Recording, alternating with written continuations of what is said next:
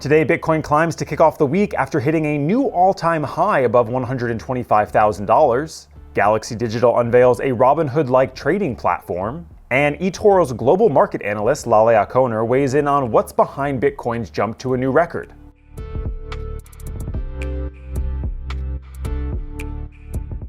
Welcome to CNBC's Crypto World. I'm Brandon Gomez. Major cryptocurrencies in the green to kick off the week, with Bitcoin trading close to its new all-time high.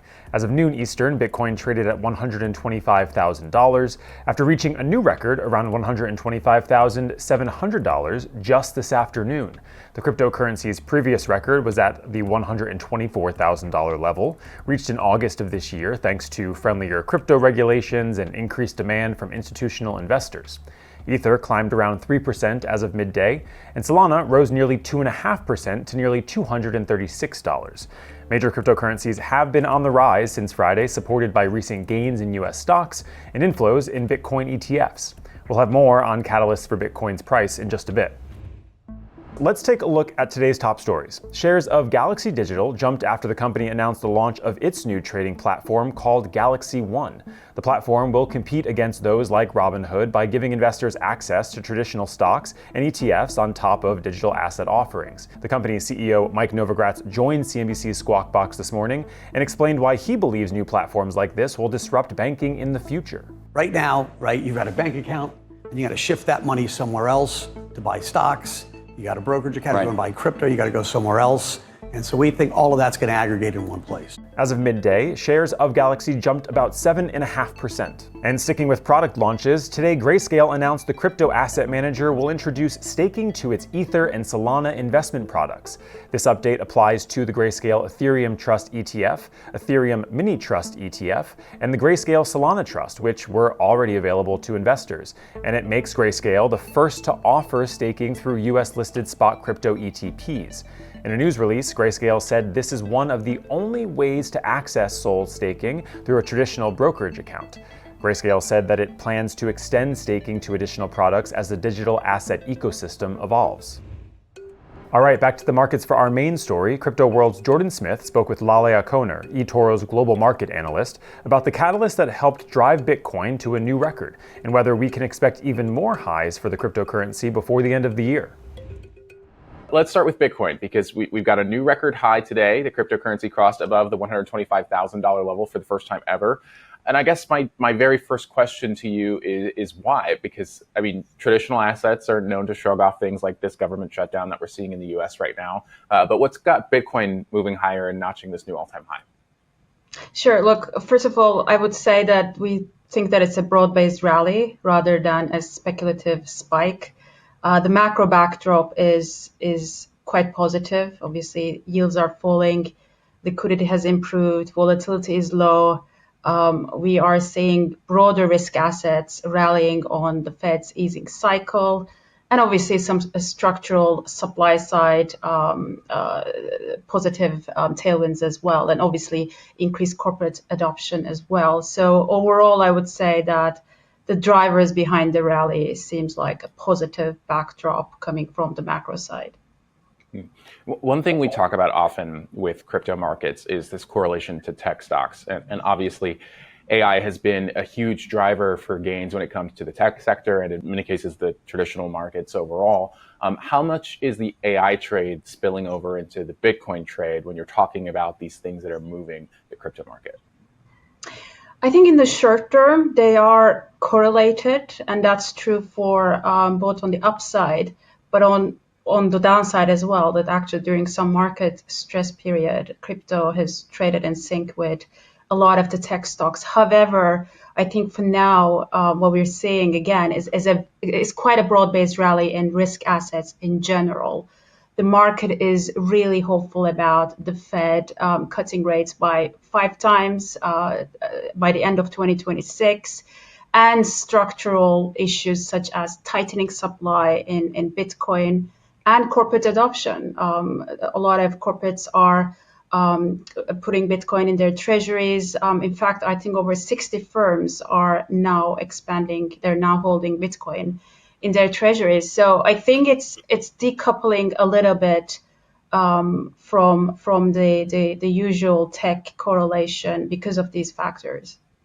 Yeah, I want to talk about the digital asset treasuries that are popping up and what they mean for the market in just a moment. But to sort of set the scene a little bit, October and really Q4 are historically strong times of the year for Bitcoin. I think Uptober is the phrase we see a lot.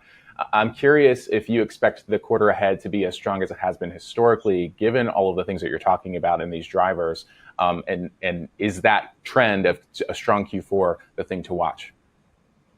Yes, it's actually the best 3-month performance window, just judging from the historical performance, the track record for Bitcoin. In fact, median returns of about 50% for the fourth quarter is what we saw for Bitcoin in the past 10 years. And I would say that the macro backdrop is going to support that. As I said, the liquidity in the market is quite easy. Obviously, we have the monetary policy easing, but also the fiscal policy quite easy as well. So it does tell us that actually, Bitcoin could rally further. I would say a clean breakout about 127K would actually trigger a momentum toward 132 to 135, just judging from the fact that it could trigger a short covering as well.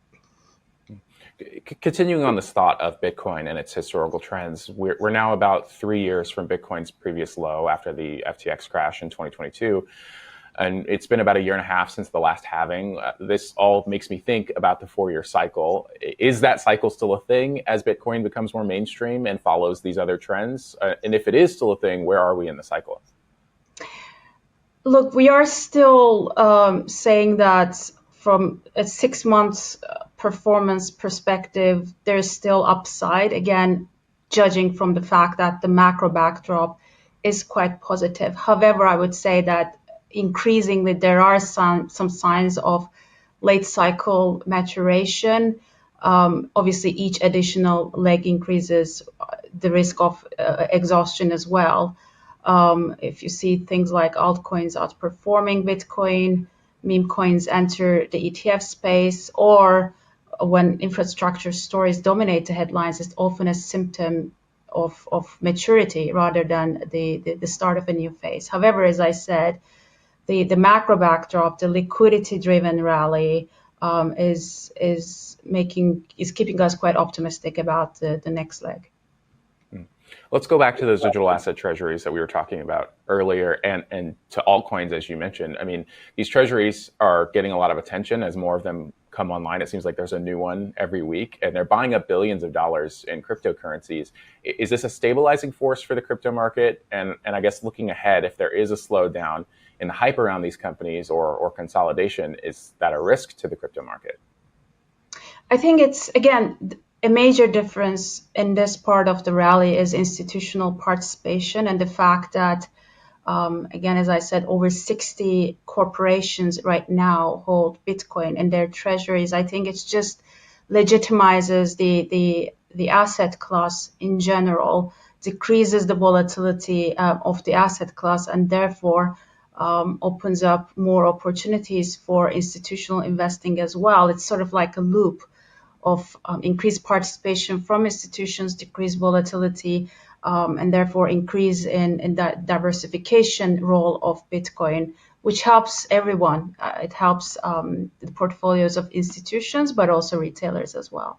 I have one last question in regards to allocation size, because it's been steadily increasing in people's portfolios. What is the proper allocation size when it comes to crypto? There's been conversations around 5 to 10%.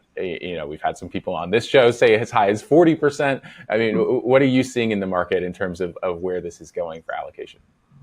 I think it depends on the use, or it depends on the person as well. Like we say that it should be in an amount that prevents any single asset from derailing one's long-term goals, right? And at the same time, that allows that person to gain from a meaningful participation in the upside scenarios as well. So I'm not going to give a percentage because it depends on the person, but it should be in a way that volatility should not derail your long-term plans for whatever you are investing it for.